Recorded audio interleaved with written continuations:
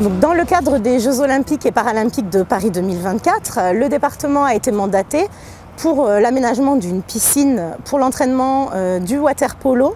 Et donc c'est le site du parc départemental des sports de Marville qui a été choisi. Et c'est un site qui est géré par le département. Donc il faut savoir que le département de la Seine-Saint-Denis possède un service qui est habilité par l'État pour mener les opérations d'archéologie préventive sur tout son territoire. Nous faisons des opérations en amont des aménagements qui pourraient porter atteinte aux vestiges archéologiques potentiellement conservés sur ces terrains. Donc il faut savoir que la surface d'un terrain ne préjuge en rien de ce qu'on va pouvoir y trouver.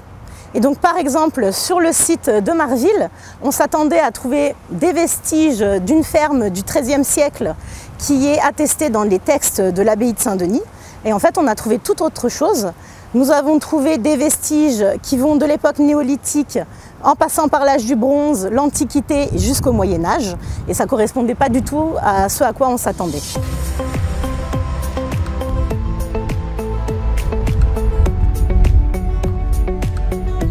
À partir des années 2000, dans le cadre d'un protocole de décentralisation, le département a pris également à sa charge des missions d'inventaire du patrimoine architectural et urbain. Dans ce cadre, il étudie également le patrimoine le plus contemporain du territoire, c'est-à-dire du 19e et du 20e siècle. Et c'est donc l'objet actuellement du travail du second bureau, qui est le bureau du patrimoine contemporain. Alors derrière moi se trouve la piscine interdépartementale de Marville, qui est une piscine qui a été construite au début des années 70, au moment où le site se modernise, et surtout quelques années après que le département de la Seine-Saint-Denis ait été créé.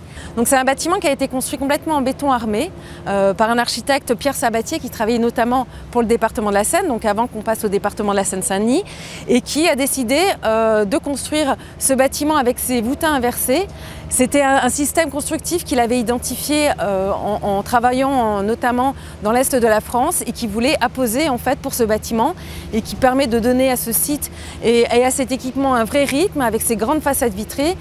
Et chose aussi assez exceptionnelle, c'est cette façade que vous avez, façade latérale, où vous voyez tous ces panneaux sculptés qui ont été faits par deux sculpteurs, un couple, et qui a été protégé au titre du plan local intercommunal d'urbanisme, qui aujourd'hui est géré par Pleine Commune.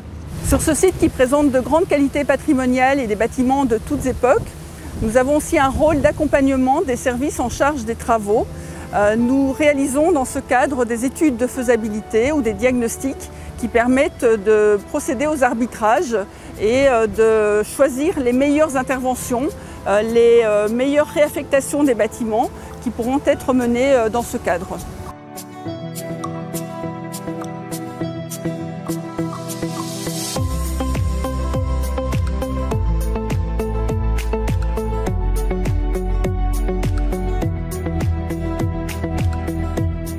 Nous sommes au-dessus de la tribune d'un ancien hippodrome. Cet hippodrome en fait, a été découvert dans le cadre d'un inventaire que nous avons réalisé avec le Bureau du patrimoine contemporain et deux autres collègues sur la ville de Saint-Denis.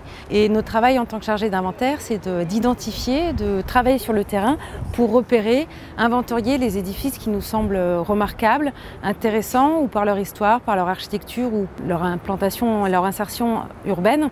Il a existé en fait à Saint-Denis, au nord de Saint-Denis, à la limite avec la Courneuve, un hippodrome. On est juste avant-guerre, c'est une société privée qui décide de construire un hippodrome au nord de Saint-Denis et va construire plusieurs bâtiments, dont il reste aujourd'hui quelques-uns de ces bâtiments. Ce site ne va pas connaître en fait une longue vie en tant qu'hippodrome et cet espace va devenir un parc des sports jusqu'à la fin des années 20. Où les courses de lévriers devenant à la mode et importées d'Angleterre, une société va louer ce site pour en faire un cynodrome.